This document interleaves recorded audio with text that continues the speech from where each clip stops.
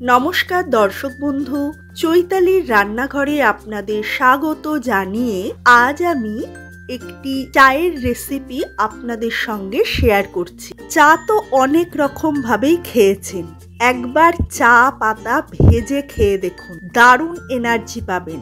এছাড়াও এইভাবে যদি চা খেয়ে থাকেন তাহলে চায়ের উপকারিতা অনেক গুণ বৃদ্ধি পাবে, চায়ের স্বাদও মুখে লেগে থাকার মতো।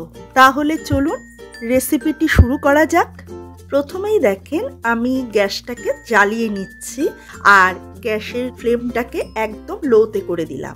এবারে এই গ্যাসের উপরে আমি একটি পাত্র বসিয়ে দিচ্ছি। এবারে এই পাত্রের মধ্যে আমি প্রথমেই চা পাতা দিয়ে দিচ্ছি। আমি এখানে 4 চামচ চা পাতা দিয়ে দিলাম।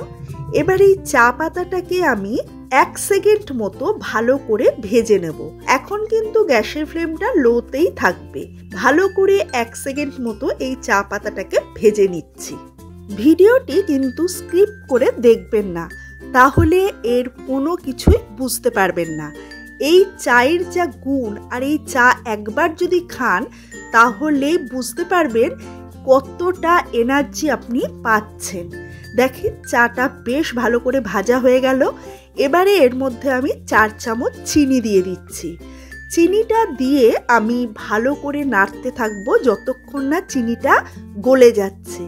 এখনো কিন্তু গ্যাসের ফ্লেমটা একদম লোতেই করা আছে। এবার আমি চিনিটাকে ভালো করে নাড়তে থাকবো যতক্ষণ না চিনিটা গলে যাচ্ছে। এই পর্যায়েতে কিন্তু এই চা পাতা এবং চিনিটা দিয়ে একদম পোড়া পোড়া গন্ধ বেরোতে থাকবে। এতে ভয় পাবেন না, এতে কোনো ক্ষতি নেই। আর এতে চায়ের টেস্টটা কিন্তু একদম খারাপ হবে না, দারুণ হবে। এবং এই চিনিটা কিন্তু দলাও পাকিয়ে যেতে পারে, তাতেও ভয় পাবেন না। দেখেন চিনিটা গলে গেছে আর দলা দলা পেকে গেছে। এবার আমি এর মধ্যে 2 কাপ জল দিয়ে দিচ্ছি। জল দেওয়ার সঙ্গে সঙ্গেই কিন্তু এই চিনির যে দলা পাকাটা এইটা একদম কেটে যাবে। ভালো করে আমি নেড়ে দিচ্ছি। এখন কিন্তু আমি গ্যাসের ফ্লেমটা হাইতে করে এই পুরো চা পাতাটাকে এবং চিনিটাকে জলের সাথে ভালো করে মিশিয়ে নিচ্ছি। দেখেন গ্যাসের ফ্লেমটা একদম হাইতে করা। ভালো করে এই সমস্ত কিছু মেশানোর পর আমি গ্যাসের ফ্লেমটা এবারে মাঝামাঝি করে দিচ্ছি।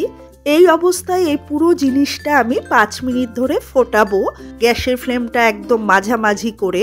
আর এইদিকে চাটা ফুটুক, আমি অন্যদিকে একটি হামালদিস্তা নিয়ে নিয়েছি আর নিয়ে নিয়েছি 1 আঙুল মতো দারচিনি। এই দারচিনিটাকে হাত দিয়ে একটু ভেঙে ভেঙে হামালদিস্তার মধ্যে দিয়ে দিলাম। এবার হামালদিস্তাতে এই দারচিনিগুলোকে একটুখানি গুঁড়ো করে নেব। খুব মিহি করার দরকার নেই, দেখেন ঠিক এই রকম ভাবে মিহি করলেই হবে। এবারে এই দারচিনিটাকে আমি চায়ের মধ্যে দিয়ে চাটাকে একটু নেড়ে দিলাম। এবারে এই হামালদিস্তার মধ্যে আমি 3টে চাকা চাকা করা আদা একদম খোসা সমেত নিয়ে নিলাম। এবার এই আদাটাকে আমি থেতো করে নিচ্ছি।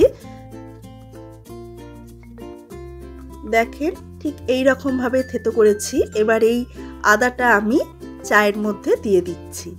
এবারে গ্যাসের ফ্লেমটা আমি হাইতে করে দিলাম আর চাটাকে বেশ ভালো করে ফুটিয়ে নিচ্ছি। দারচিনি আদা এই দুটো দেওয়ার আগে থেকে এই এখন পর্যন্ত পুরো 5 মিনিট অবধি ভালো করে আমি চাটাকে ফুটিয়ে নিলাম।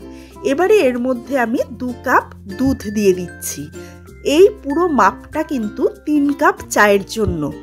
এবার দেখেন আমি এই গ্যাসের ফ্লেমটা একদম হাইতে করেই চাটাকে অনর্গল 2 মিনিট পর্যন্ত ভালো করে ফুটিয়ে নিচ্ছি। আর বারবার চাটা যেই ফুটে যাচ্ছে আমি পাত্রের হাতলটা দিয়ে ভালো করে নাড়িয়ে নিচ্ছি। এবারে 2 মিনিট হয়ে গেছে, গ্যাসটাকে বন্ধ করে দিলাম আর চাটাকে আমি কাপে ঢেলে নিচ্ছি। দেখেন কত সুন্দর রং হয়েছে, খেতেও দারুণ হয় এই চা। আর একবার খেলে দারুণ এনার্জি পাবেন। এই রকম চা একবার বাড়িতে বানিয়ে ফেলুন, তারপর আমাকে কমেন্টসে জানান আপনাদের চাটা কেমন লাগলো। আজকের মতো তাহলে এই পর্যন্ত। দেখা হবে আবার অন্য কোনো রান্নার ভিডিও নিয়ে। ততক্ষণে আপনারা ভালো থাকবেন, সুস্থ থাকবেন। ধন্যবাদ।